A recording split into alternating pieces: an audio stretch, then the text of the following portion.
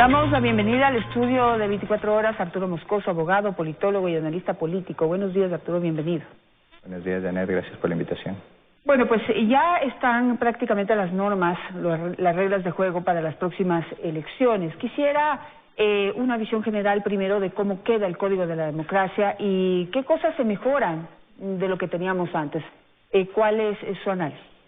A ver, el Código de Democracia, creo que la reforma más importante en ese momento es el tema de cambiar la fórmula D'Hondt por Webster. La fórmula Webster es una fórmula más proporcional, es igual a una fórmula de divisores continuos, pero es más proporcional que D'Hondt. Eso evidentemente ayudará a tener una asamblea más equilibrada en relación a las que hemos tenido, que han estado dominadas por un solo partido, pero el problema sigue siendo los distritos. Ninguna de estas fórmulas funciona bien cuando son distritos pequeños, y el Ecuador, como está conformado ahora, con la subdivisión distrital de las provincias de Guayas, Pichincha y Manabí, pues solo tiene distritos pequeños y apenas tiene un distrito mediano, que es Los Ríos. Entonces estas fórmulas de divisores continuos no funcionan bien y va a seguir existiendo una cierta desproporcionalidad en el sistema, lo que afecta a las organizaciones políticas más pequeñas, ¿no? Ahora, pero un poco recordando lo que ha sucedido en otras épocas, digamos, revisando un poco la historia política de nuestro país, siempre vamos de un lado para otro. Cuando no funciona un sistema, entonces cambiamos al otro y luego no funciona el otro y volvemos al primero. El método de Webster no es la primera vez que se va a poner en práctica.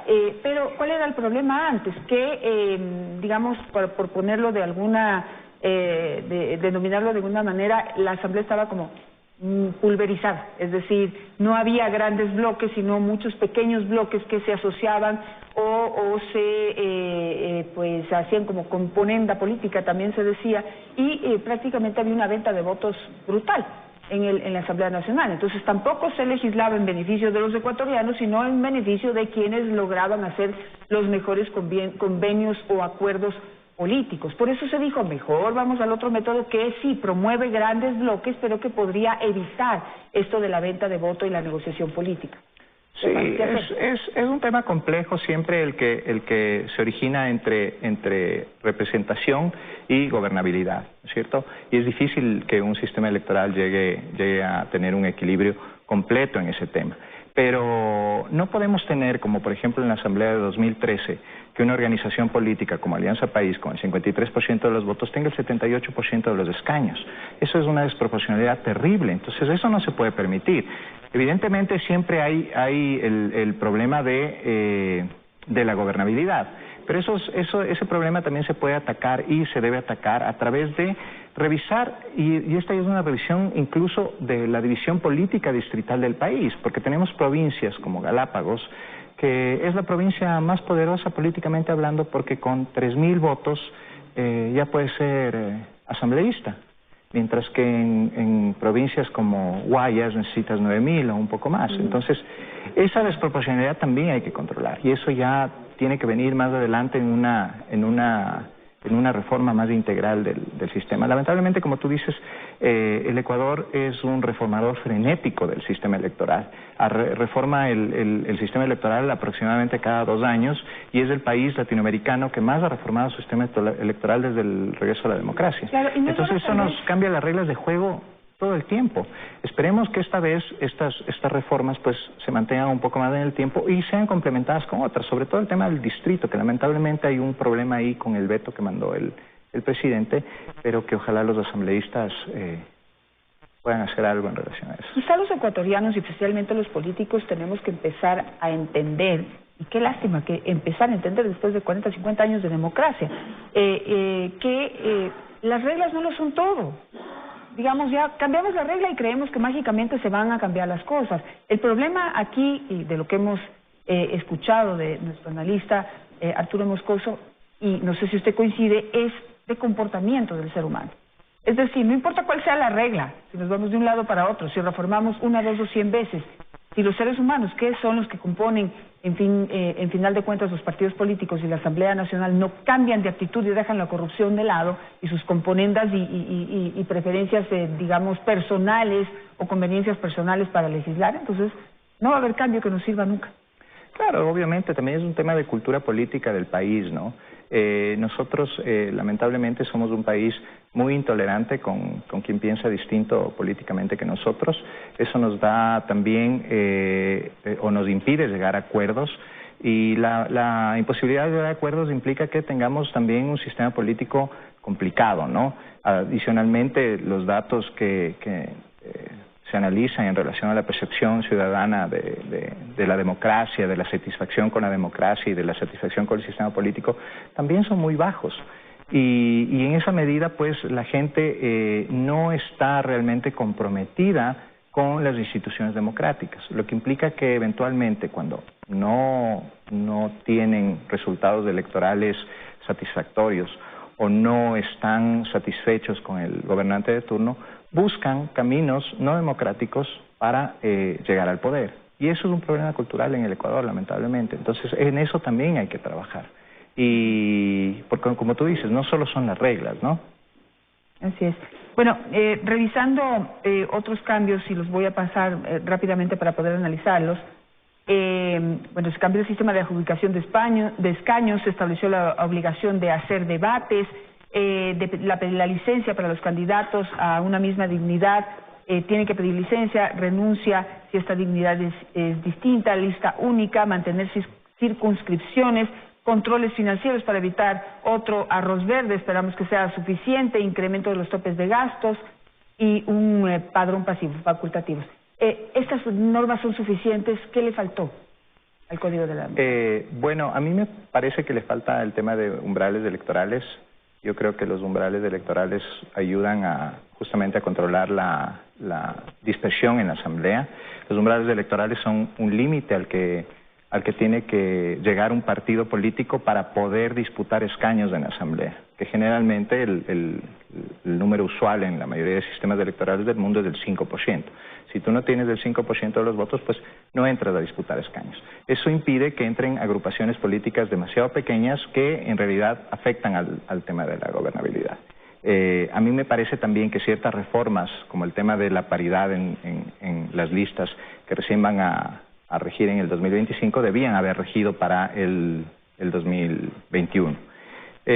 Sobre todo porque es muy probable, que se reformen antes. Dada nuestra capacidad de reformar el sistema electoral todo el tiempo, bien podríamos llegar a las elecciones de 2025 con un sistema electoral diferente, ¿no? Política y democráticamente, ¿usted cómo ve estas iniciativas de normar la participación de las mujeres? Yo les voy a decir mi opinión personal. A mí me indigna eso, a mí no lo acepto, no me gusta, no lo promuevo, porque la participación de las mujeres no sería por mérito, sino por obligación, y eso me molesta. ¿Cómo lo ve usted política y democráticamente? A ver, siempre las acciones de discriminación positiva como esta son incómodas para mucha gente justamente porque parecen no ser justas. Pero la razón de existir de estas medidas es porque hay ciertos grupos humanos, como las mujeres en este caso, que han sido discriminados históricamente y que para arreglar esa discriminación histórica pues se fuerza una especie de participación obligatoria y paritaria en las listas. A mí no me disgusta porque creo yo que dada la cultura machista del Ecuador y dada el historial que tenemos de machismo, ¿no es cierto?, y de discriminación a la mujer, pues sí va a ser importante que las mujeres sean visibilizadas en relación a esto. Nosotros, por ejemplo, tenemos una conformación, ahora antes de la reforma teníamos una disposición que decía que las listas igual debían ser paritarias. Y sin embargo, la asamblea está conformada por menos mujeres. ¿Por qué? Porque son listas abiertas y los ecuatorianos, hombres y mujeres, tienden a votar por hombres, más allá de si están las candidatas mujeres capacitadas o no. Entonces, sí, a veces son incómodas estas medidas de discriminación positiva, pero son necesarias para justamente darle a la mujer el espacio que se merecen en el escenario que sea, ¿no? Hay que tomarlo entonces de esa manera. De mi parte voy a intentar verlo de manera más positiva. No me convence porque las listas finalmente terminan con mujeres de relleno y eso, como le digo, me indigna y me molesta. Pero hay que seguir trabajando también en que las mujeres se interesen muchísimo más en esa participación política y en no solamente durante elecciones, sino, digamos, en el día a día de la política y los partidos en nuestro país. Quisiera pasar a otro tema, y es que, bueno, se han empezado a ver algunos resultados de encuestas. No voy a poner al aire ninguna porque todavía me parece muy temprano para poder definir tendencias, y lo que hace uno es empezar a apoyar a candidatos que dicen que están arriba y no sabemos si eso es verdad o no. Siempre el grueso de la opinión está en el no sé por quién voy a votar, entonces me voy a centrar en eso.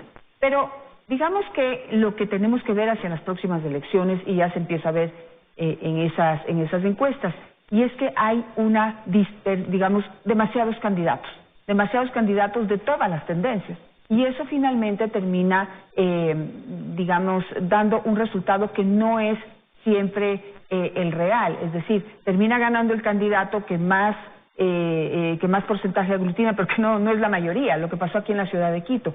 ¿Cómo lo ve usted? ¿Cómo podemos, pues de alguna manera, persuadir a los partidos políticos a que cambien de actitud? Bueno, ese también es otro problema de nuestra cultura política. En general, los partidos políticos en el Ecuador están estructurados a través de un caudillo, que es el que dirige el partido, y una serie de elementos que hacen lo que dice el caudillo. No hay realmente estructuras partidarias de políticos profesionales, ¿no?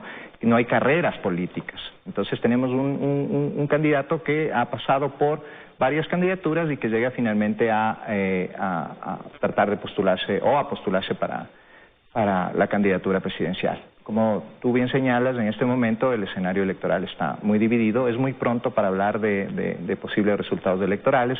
Tenemos al movimiento indígena muy bien ubicado. Para mí eso es apenas una subida como la espuma de la cerveza, que terminará decayendo porque los ecuatorianos no suelen votar por indígenas, ni siquiera los mismos indígenas, por eso siempre han tenido que ir en alianzas.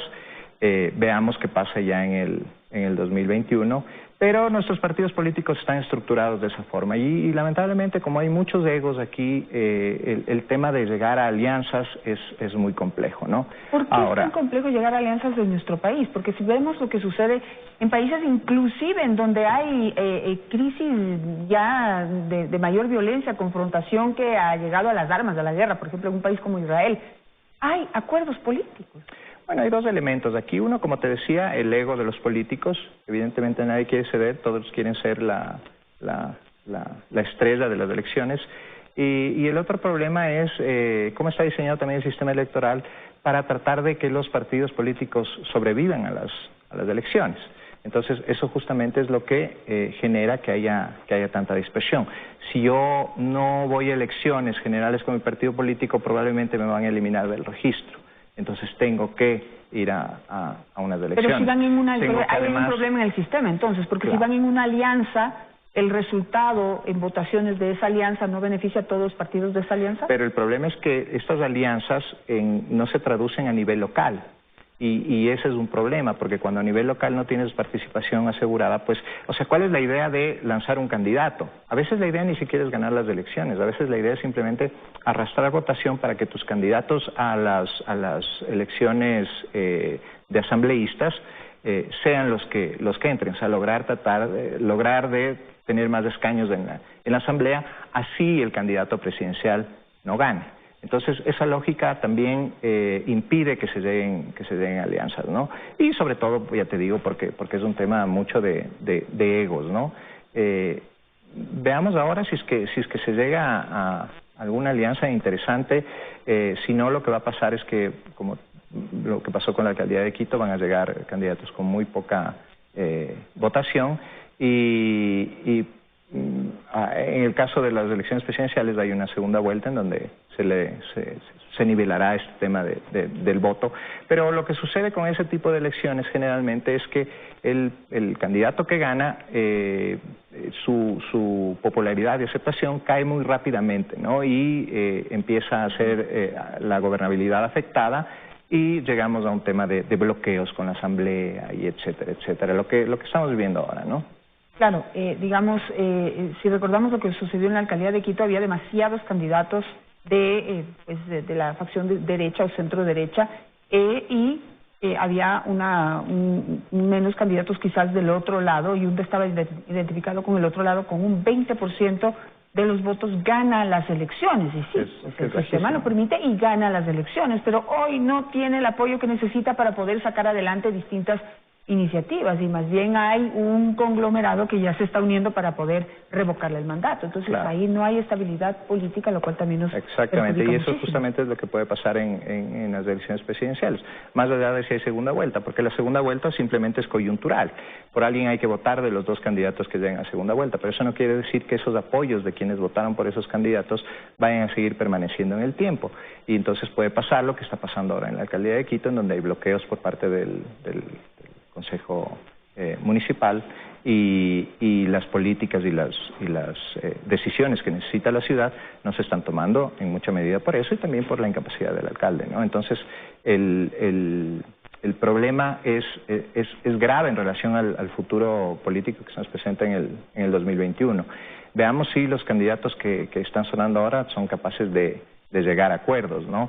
Es muy probable que venga un outsider tipo Rafael Correa y sea el que aglutine los votos, porque un poco la gente ve a los mismos candidatos, a los mismos políticos, y dicen, bueno, ya, veamos algo nuevo. Tenemos esa tendencia los ecuatorianos. Entonces, si viene un outsider con los suficientes medios como para hacer una campaña de posicionamiento interesante, bien podría resultar el ganador. Quisiera tocar ese punto porque es bien importante, sobre todo por la responsabilidad de los actos que de aquí en adelante, sobre todo en este año electoral, realicen los políticos. Tengo una mala sospecha, y es que, y usted corríjame, pero los outsiders casi siempre salen de momentos críticos en un país. Si hablamos de Rafael Correa, surgió, su figura se visibilizó cuando se derrocó a Lucio Gutiérrez.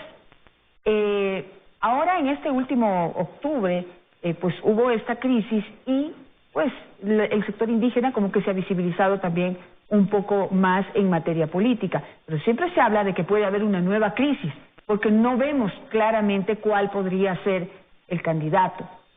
¿Y cómo ve usted esto, este fenómeno en otros países ha sucedido? Es decir, que de alguna manera se provocan crisis para que surja ese outsider, o ese outsider puede salir ¿de dónde? Es que el tema de los outsiders está muy ligado al tema del populismo. El populismo es una estrategia política que justamente aprovecha estos momentos de coyuntura, de crisis, de conflicto, para empoderarse en un discurso cualquiera que sea, pero en un discurso maniqueo, en un discurso polarizador, en el que se busca un enemigo, cualquiera que sea, la partidocracia, la oligarquía, los medios de comunicación, ¿no es cierto? Y que el líder de estos movimientos populistas, ¿no es cierto?, dicen encarnar una nueva oportunidad para el país. Siempre la idea de refundación, ¿no? Entonces, evidentemente eso puede suceder de nuevo, porque justamente, ¿qué estamos viendo? ¿Qué vimos en octubre? Vimos un país muy polarizado.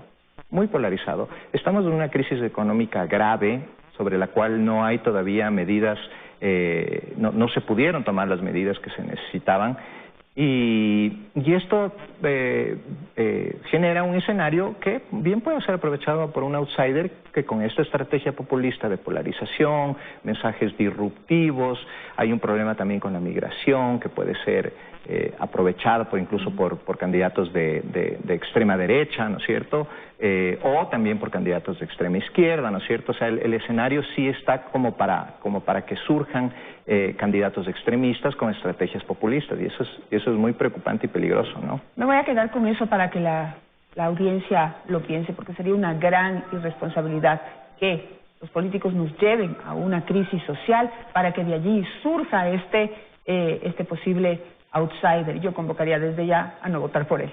Pero bueno, gracias Arturo por estar esta mañana con nosotros. Vamos a un corte comercial y